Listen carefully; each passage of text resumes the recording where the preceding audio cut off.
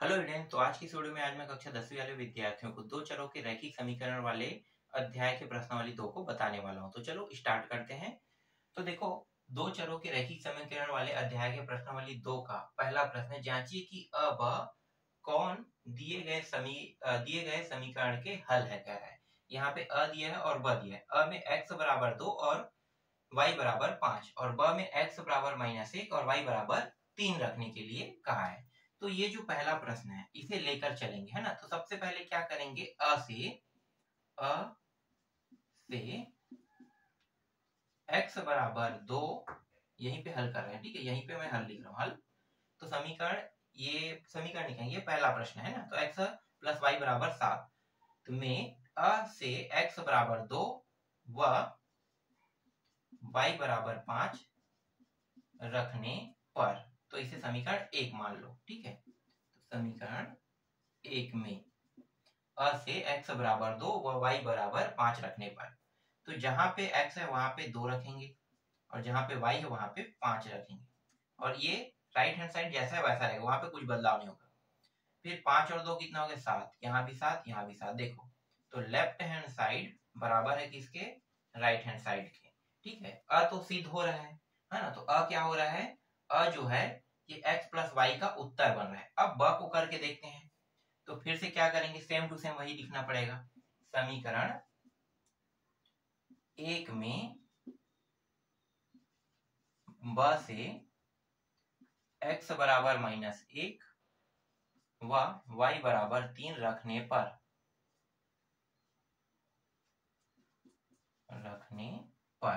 तो समीकरण 1 में कितना रखेंगे, पहले -1 फिर +3, है ना, ये वाला बराबर इस साइड कितना है 7। अगर दोनों को हल करते हैं तो ये घट के हो जाएगा 2 और ये 7। तो देखो, लेफ्ट हैंड साइड बराबर नहीं है राइट हैंड साइड के। इसका मतलब क्या है, इसका मतलब ये है कि ये जो ब है, ये जो पहला प्रश्न है उसका उत्तर नहीं बना रहा है, लेकिन जो अ है वो उत्तर बना रहा है। तो आप लोग यहाँ पे लिख सकते हो, अतः अ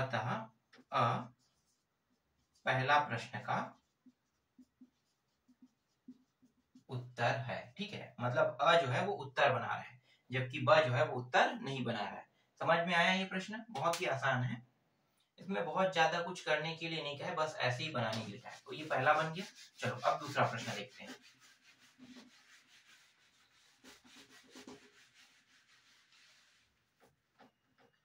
दूसरा प्रश्न क्या है, 2x प्लस 5y बराबर 13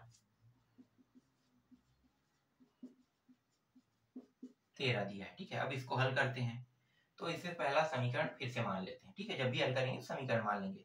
तो फिर से हमें यही लिखना पड़ेगा, समीकरण 1 में x बराबर 2 और y बराबर 5 रखने पर हल कर देते हैं। अब तो x की जगह हम 2, तो 2 और 2 कितना हो गया, 4। 4x 5 और y 5 पंचे 25 बराबर 13। तो ये एक सेकंड, 2 दूनी 4 है ना। तो 25 और 4 कितना हो गया, 29 बराबर 13। तो यहाँ पे लेफ्ट हैंड साइड बराबर नहीं है राइट हैंड साइड के। इसका मतलब क्या है, अ जो है इस बार उत्तर नहीं बना रहा है। अब ब को देखते हैं। तो सेम टू सेम फिर से लिखना पड़ेगा, समीकरण 1 में ब से x बराबर -1 y बराबर 3 रखने पर। ठीक है, 3 रखने पर तो x 2 और ये -1 है ना, 2 और -1 गुणा होके -2 ही होगा। ठीक है, फिर +3 5 3 15, तो ये आगे 15 और यहाँ पे 13 घटाएंगे तो ये 13 और यहाँ भी 13। तो left hand side right hand side के क्या है, बराबर है। इस बार उत्तर कौन बना रहा है, इस बार ब जो है वो उत्तर बना रहा है। तो नीचे में लिखना है, अतः ब उत्तर का निर्माण कर रहा है या निर्माण बना रहा है। ठीक है, निर्माण कर रहा है। जो भी लिखना चाहो अपने हिसाब से लिख सकते हो, या फिर ये भी लिख सकते हो left hand side right hand side बराबर। इससे सिद्ध होता है कि ब जो है वो हमारा उत्तर है। ठीक है, मतलब ब जो है इस नियम को सिद्ध साबित करता है। तो आप अपने शब्दों में जो भी लिखना चाहो लिख सकते हो।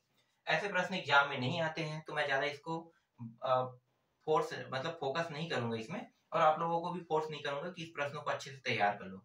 ऐसे प्रश्न एग्जाम में आता ही नहीं है ना, तो नहीं आने वाले प्रश्न है, तो बस इसे एक नजर देख लो बनता कैसे, बस यही बस जानना है आपको। भाई 6-7 साल हो गए अभी तक तो आया नहीं है, तो मेरे हिसाब से अभी भी नहीं आएगा ये।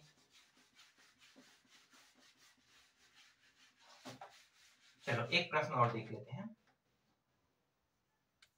तीसरा 2x माइनस 3y बराबर -11। ठीक है, इसे फिर से क्या करोगे, समीकरण 1 मानोगे, फिर से लिखना पड़ेगा समीकरण 1 में अ से, है ना, अ से x बराबर 2 y बराबर 5 रखने पर, ये पूरा फॉर्मेलिटी आपको लिखना पड़ेगा। सीधा डायरेक्ट रख देते हैं, तो यहाँ पे 2 है, फिर 2 दूनी 4, है ना, तो सीधा 4 लिख देता हूँ, फिर -3y, y का मान 5, 5 दिए 15 बराबर -11। आगे जब इसे हल करते हैं तो देखो घटाने पर क्या आ रहा है -11, और यहाँ भी -11, इसका मतलब है कि left hand side right hand side के क्या है, बराबर है, ये सिद्ध हो गया पहला।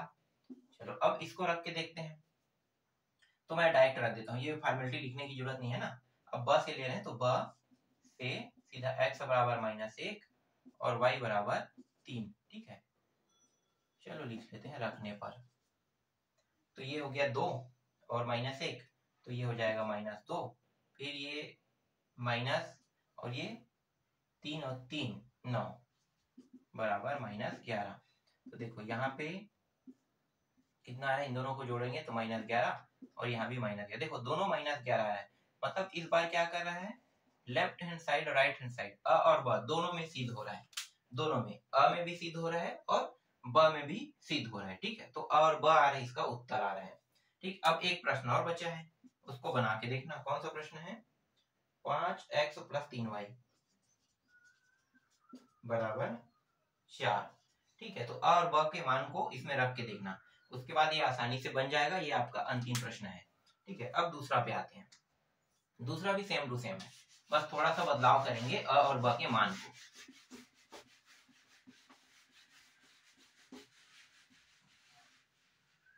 यहाँ पे बदलेंगे, यहाँ पे, यहाँ और यहाँ पे बदलाव किया जाएगा, तो ब और x 3 और -1, ये 3 हो जाएगा, ये -1 हो जाएगा, यहाँ पे 1/2 और 1/3, 1/2 और 1/3 हो गया, ठीक है। लेकिन इस बार क्या रहेगा, इस बार इस प्रश्न में 2 समीकरण रहेगा, पहला के अंदर 2 समीकरण है। पहला समीकरण है 2x + 5y, 5y बराबर 1, और दूसरा जो समीकरण है वो है 2x + 3y, 3y बराबर 3, ठीक है। इस तरीके से 2 समीकरण रहेगा। अब क्या करना है, समीकरण 1 और ये रहा समीकरण 2, दोनों समीकरणों को लेकर चलना है, ठीक है। इसे न तो हम प्रतिस्थापन विधि से हल करें, नहीं विलोपन विधि से, बस यहाँ पे x और y के मान को रखेंगे और पता करेंगे कि इन दोनों में से अ इसका उत्तर बना रहा है कि ब बना रहा है, ठीक है। तो चलो बारी बारी से हल करते हैं, बस समीकरण 2 है, हल करने का तरीका पूरी तरीके से पहले प्रश्न जैसा ही है। तो इसको 2 खंड कर लेते हैं।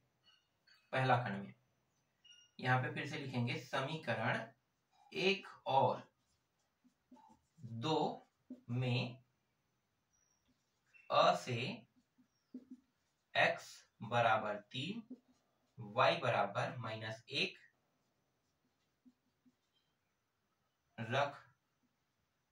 रखने पर, ठीक है। तो पहले समीकरण 1 को देख लेते हैं, मैंने दोनों को एक साथ ले लिया है, अलग अलग करने का कोई मतलब नहीं है ना, बारी बारी से करेंगे, पहले समीकरण 1 को हल कर लेते हैं पूरा।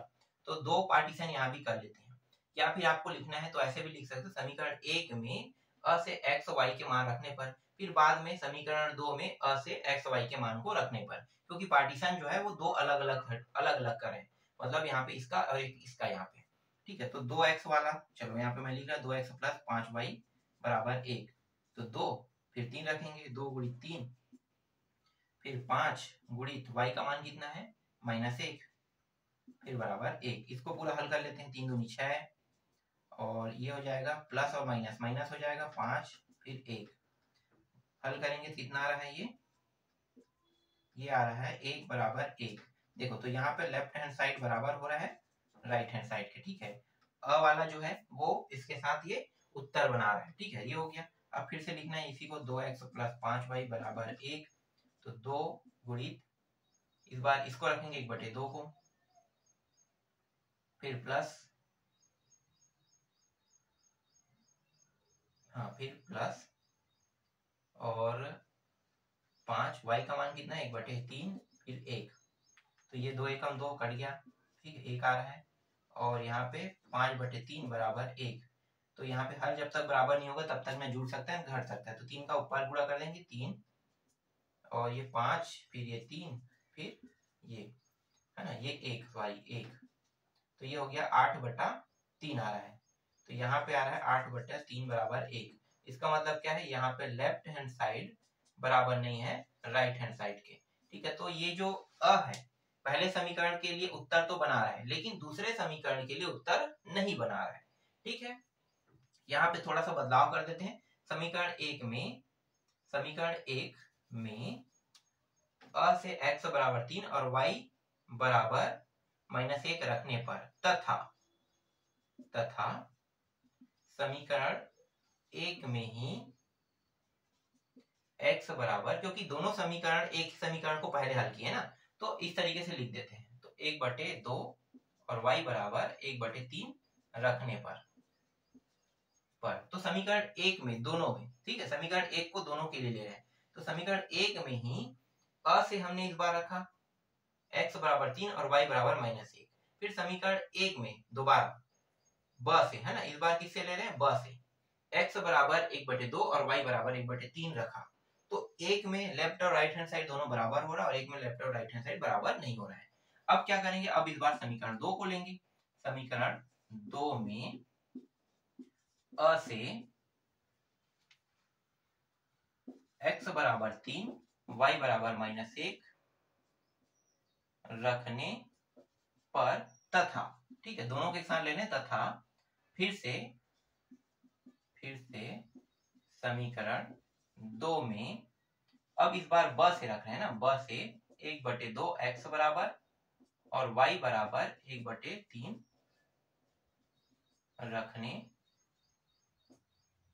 पर, ठीक है। तो समीकरण 2 को लिख लेते हैं, 2 पार्टीशन यहाँ भी कर लेते हैं, 2x + 3y बराबर 3, तो 2 और यहाँ पे 3 आ गया, 2 गुणित 3, 3y का मान -1, फिर 3, तो ये हो गया 3 दूनी 6, और ये प्लस माइनस गुणा के -3, फिर बराबर 3, तो यहाँ पे 3 बराबर 3 आ रहा है, मतलब लेफ्ट हैंड साइड बराबर है राइट हैंड साइड के, ठीक है, ये सिद्ध हो गया पहला। अब देखते हैं समीकरण 2 को। समीकरण 2 में ब से रखेंगे ना, तो 2x + 3y बराबर 3, 2 गुणित 1/2 प्लस 3 गुणित 1/3 बराबर 3, 3 3 2 2 कट गया, 1 + 1 बराबर 3, तो देखो यहाँ पे 2 आ रहा है और यहाँ पे 3, तो लेफ्ट हैंड साइड बिल्कुल भी बराबर नहीं है राइट हैंड साइड के। तो इस तरीके से left hand side right hand side को सिद्ध कर रहा है ना। तो यहाँ पे हमें एक चीज तो पता चल गया, पता क्या चल गया, कि जो अ है समीकरण 1 और समीकरण 2 को सिद्ध कर रहा है, ठीक है। तो आप यहाँ पे लिख सकते हो, अतः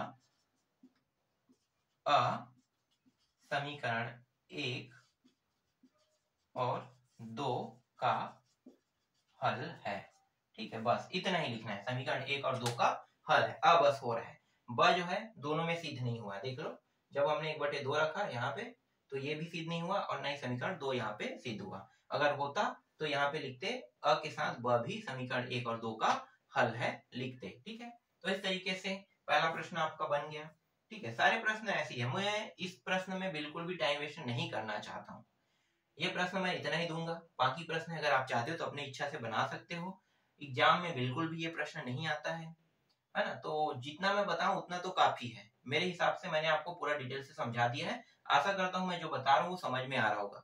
तो मैं बिल्कुल भी ऐसे प्रश्न में टाइम वेस्ट नहीं करना चाहता, क्योंकि ये एग्जाम में नहीं आते हैं। तो बस इतना ही आज की वीडियो में, बाकी जो बचा है उन प्रश्नों को मैं आपको नेक्स्ट वीडियो में बताऊंगा।